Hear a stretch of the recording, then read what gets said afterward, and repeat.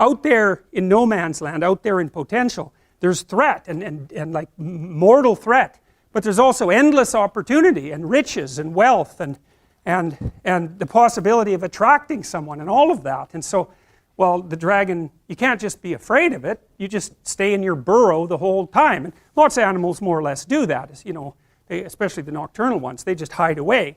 But that isn't what human beings are like, because we're not only prey animals, right? We're also predators. And then of course we're crazy, we're absolutely insane chimpanzees, right? We're crazy. And so we're always out there mucking about with things and with our, you know, fingers and our thumbs and taking the world apart and putting it back together, and we're crazily exploratory and troublemaking. And so we don't just run from dragons, we go hunt them down. And so there's a story here. There's the oldest story that mankind knows, and literally it is the oldest story that we know, is this story. And the story basically is there's a bounded space, a walled garden, a walled city, you know, and all the original cities were walled, because if they weren't, barbarians would swoop in and they'd just steal all your stuff. And so, you know, that was kind of pointless. So, you know, you wanted to have some major league walls surrounding your territory, and so that's inhabited space, and inside that is your little dominance hierarchy. And so all you primates knew exactly who was who inside that space, so you didn't have to fight with each other, and you could predict each other's behavior because you believed the same things and saw the world roughly the same way and acted the same way, and so you were sort of secure. But then the problem is that that can always be breached. There's always something outside of it that's a danger, and so that's signified by this little creature here, this dragon. And that twirl in its tail is very common among dragons. It's actually a symbol, because imagistic languages, imagistic symbols have an ancient language, and it's referring to something that's basically eternal. And see, it lives down here in this cave, because it's an underground thing. It's an underground thing, and you can kind of imagine what that's like. And sometimes this happens in initiation rituals among archaic people. When they're going to initiate, usually the young men, because nature initiates women all by itself, usually the young men, maybe they'll put them in a cave and leave them there, you know, for like, well, who knows how long. And so you've got to think, what's in a cave? Now, caves are dark, man. I don't know if you've ever been in one, but like, they're dark, and they're really dark. And so not only is there whatever there is in the cave, and you don't know what the hell's in the cave, there's whatever you imagine might be in the cave. And so when you're in that cave and you're alone, you're confronting the devils and demons and monsters of your own imagination, you know. And so then you have a chance to perhaps deal with that and overcome it, and that's perhaps part of the initiation ceremony, you know, and that's part of growing up, because you have to learn how to face the things that terrify and upset you and recast them and put them back together. We talked a little bit about this idea of the pre-cosmogonic chaos that Iliad refers to, and that's the stuff out of which order is produced at the beginning of time, and it's also the stuff out of which you constantly reproduce order. And the Jungians, the psychoanalysts, especially the really deep psychoanalysts like Jung, Freud was a more surface psychoanalyst, and that's not an insult. There's some things that Freud figured out that are absolutely amazing. He was a precursor to Jung for sure.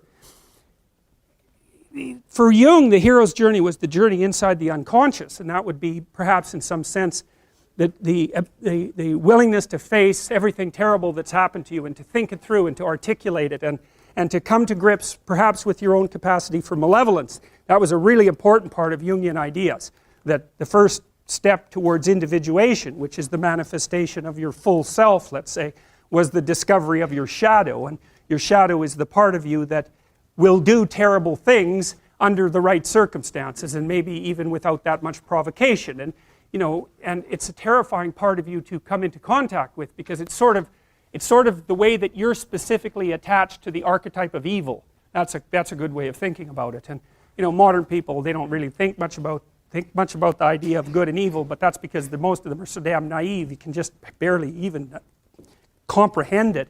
You know, if you read any history, if you really read it, like, and you don't come away with the idea that evil exists, it's like you're just reading the wrong kind of history, you know. It's just unbelievable what people can do to each other.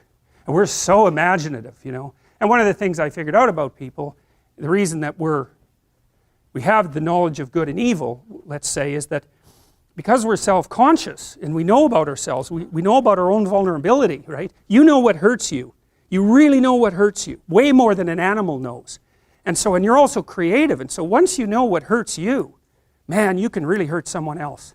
And you can do it in such a creative way. You can draw it out. You can make it excruciating. You can take people apart physically and psychologically. And you can keep them, say, even right on the edge of death, so that you can keep doing that endlessly. And, you know, that happens. Hell of a lot more than you think it happens. It happens a lot. And so, well, and you think, well, you know, that doesn't involve me. It's like, oh yes it does, man. That's the problem, because you know, you're human, and that's the sort of things that human beings are capable of. And I'm not saying it's all probable that you do that ever, or that, but I'm saying that, you know, you got to take that into account. When you're looking at the world and you think about all the perpetrators out there, it's like, it's not like there's perpetrators and there's victims. That isn't how it works. It doesn't work that way at all. And so the horrors of humanity, as well as the noble elements of humanity, are all elements of your central being. And for Jung, and this is the terrible thing, for Jung, the pathway to higher wisdom was through the terrible portal of, well, you could say hell, for that matter. Really. And so who wants to do that, man? It's like, no. You know, like maybe you're resentful about something. Well, you probably are, because like everybody's resentful about something, you know. And resentment is just a vicious emotion. It's really useful. It's really useful, because if you're resentful about something, it either means that you should grow the hell up and accept the responsibility and quit sniveling around and whining, or it means that someone actually is oppressing you and pushing on you too hard and bullying you and demeaning you, and you have something to say or do that you're not saying or doing. And no wonder you're not saying or doing it, because, you know, it can be really dangerous to say things or do them to free yourself from being oppressed. You can get in a lot of trouble in the short term for doing it, so it's easier just to not say anything, sort of day after day. In the short term you protect yourself, but it just crushes you.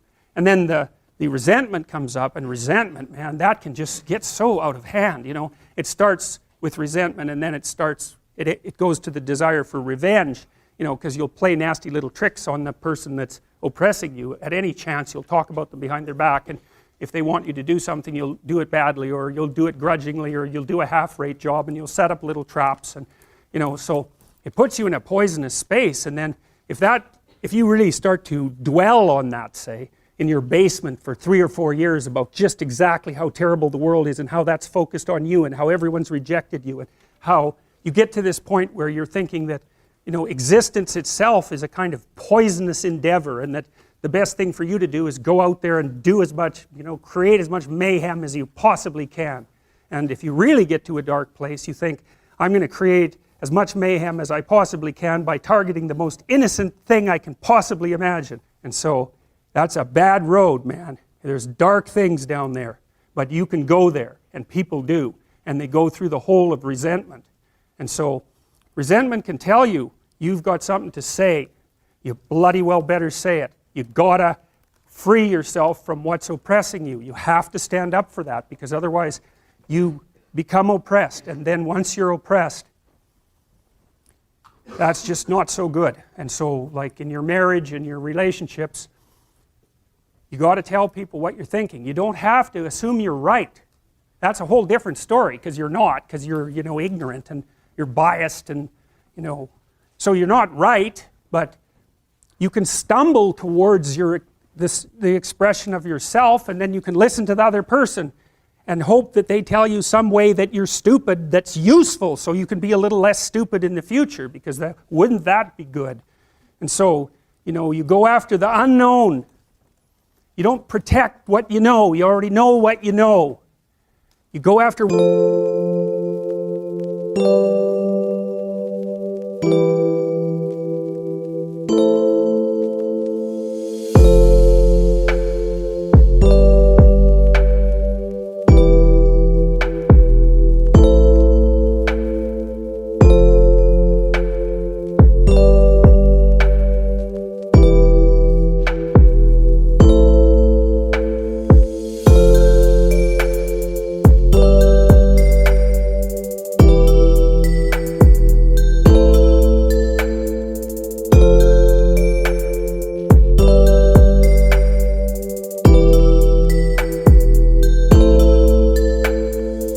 don't know. That's why you have to talk to people you don't agree with. That's why you have to talk to your enemies, because they're going to tell you things you don't know. You could even listen to them. It's possible they know a thing or two you don't know. But people don't like that, you know. They just talk to people who think the same way, and then they just stay stupid. And so that's not good, because if you're not wise, the world will wallop you, it'll flatten you, and far more than it has to. And then you'll be bitter and resentful, and you'll be part of that force that wallops instead of the force that fights against that. So, well, so you go after the dragon, and that's what this guy is doing. He's going after the dragon. It's threatening the society, because it always does. Chaos, what's outside of order, always threatens order. Always. Always.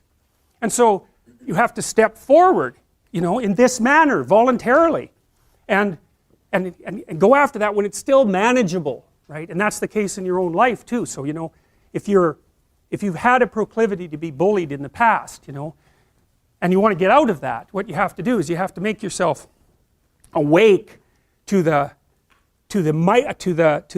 what would you say, to the initial stages of that sort of bullying emerging in your life again, that sort of domination, and you have to step forward against it when it's still in its developing stages, because maybe you can just not have it happen. That would be better. And so you have to be ready to speak what you have to say more or less on a moment's notice. You can't be impulsive about it. You know, like if you and I are talking and you make a mistake, or I make a mistake, even if it bothers one or the other of us, we should just write it off, because it's like one encounter. What the hell? You know, maybe you had a bad night's sleep or something, you know. So you got to be a little forgiving. But if it happens twice, then, you know, you should be a little awake, and you should remember both times. And then if it happens a third time, it's like that's when you act, and you say, look, we talked and this happened, and I thought, yeah, whatever. But then you did it again, and then you just did it again. Well, then the person is basically like, what are they going to do? You know, no, well, maybe they might argue with you, but you kind of got them.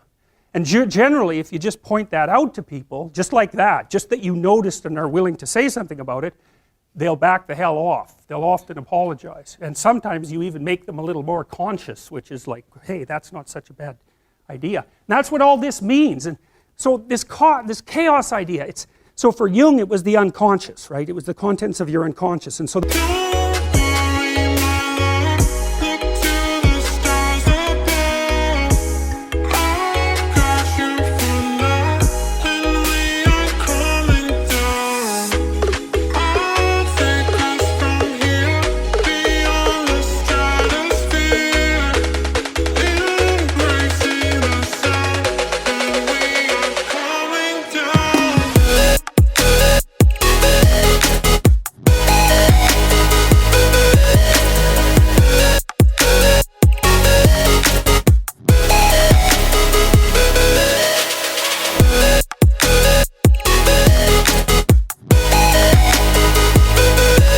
might be the unknown past, the threatening past that you have never dealt with.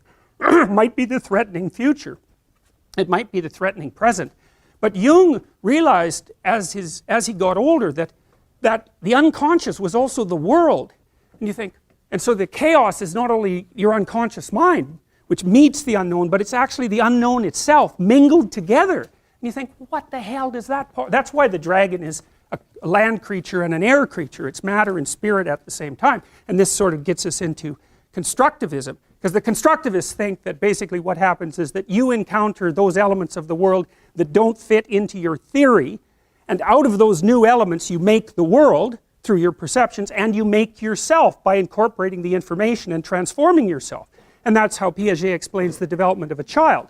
The child starts out with some reflexes, basic reflexes, and manifesting the reflexes produces results in the world, and then the child has to reorganize its perceptions to take into account the transformations, and so then it gets a little more sophisticated, and then it can do a few more things, and then it can manifest more changes in the world, and then it tracks them and modifies its perceptions and actions to account for them, and it just keeps doing that, and that's how the child boots itself up, like a computer does.